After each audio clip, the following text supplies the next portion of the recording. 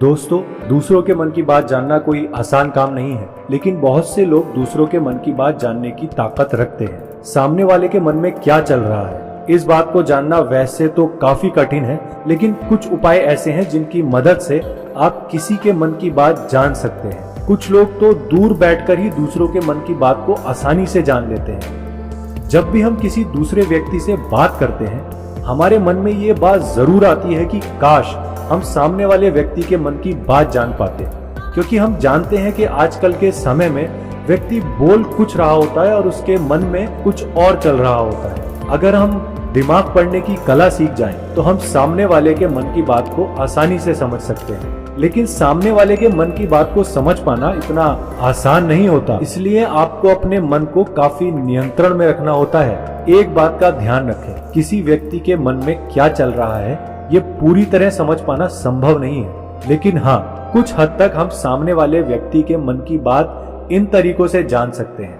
तो चलिए देखते हैं वो तरीके कौन कौन से हैं।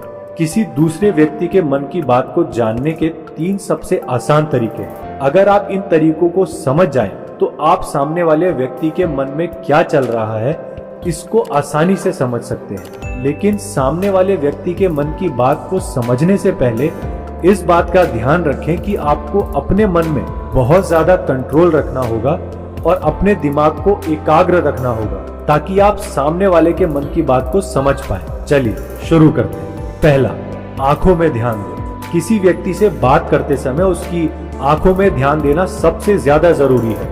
आंखें बोलती नहीं है, पर बहुत कुछ कह जाती है। अगर हम किसी व्यक्ति की आंखों के इशारों को समझना सीख जाएं, तो हम जान पाएंगे कि व्यक्ति के दिमाग में क्या चल रहा है। इसलिए अगर आप किसी व्यक्ति के मन की बात जानना चाहते हैं, तो उसकी आंखों में ध्यान दें। उसकी आंखों में आपको बहुत सी बातें गौर करनी होंगी कि वो कैसे पलक झपक रहा है, आंखें इधर उधर कर रहा है या नहीं, आंखों से खुश दिखाई दे रहा है या निराश है, या उसकी आंखें किसी चालाक व्यक्ति की तरह तो नहीं दिख रही हैं। इन सब बातों पर ध्यान देकर आप व्यक्ति की आंखों को पढ़ सकते हैं। दूसरा, चेहरे के हाव भाव को समझें। मन की बात को समझने के लिए चेहरे के हाव भाव को समझना भी जरूरी है।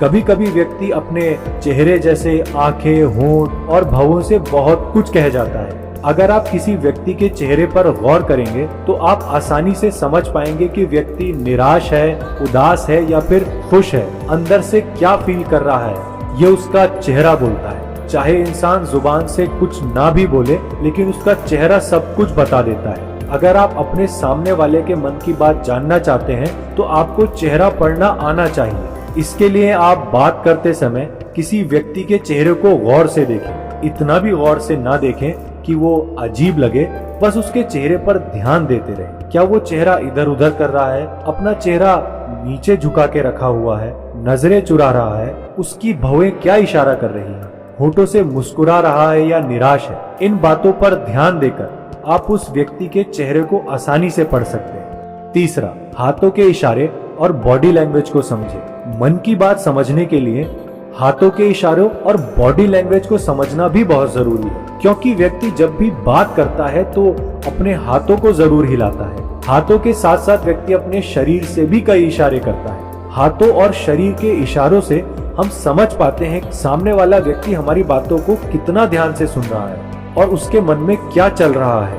इस बात के लिए आपको उसके हाथ मटकाने, शरीर मटकाने, झुकने, बैठने, मुड़ने, बार बार हाथ को चेहरे पर ले जाने, हाथ को एक दूसरे से मिलाने जैसी क्रियाओं पर ध्यान देकर आप उसके मन की बात समझ सकते हैं। दोस्तों, इस वीडियो में दिए गए तरीके तभी काम आएंगे जब आपका मन एकाग्र होगा। अगर आपके मन में खुद ही उथल पुथल मची रहेगी, तो आप सामने वाले के मन की बात को कभी नहीं समझ पाएंगे।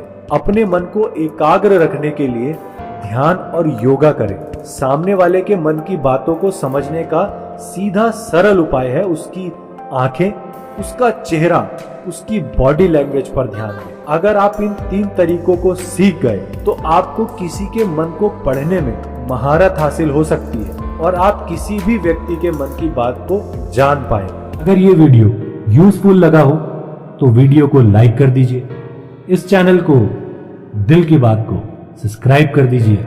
हंसते रहिए, मुस्कुराते रहिए और जिंदगी में आगे बढ़ते रहिए।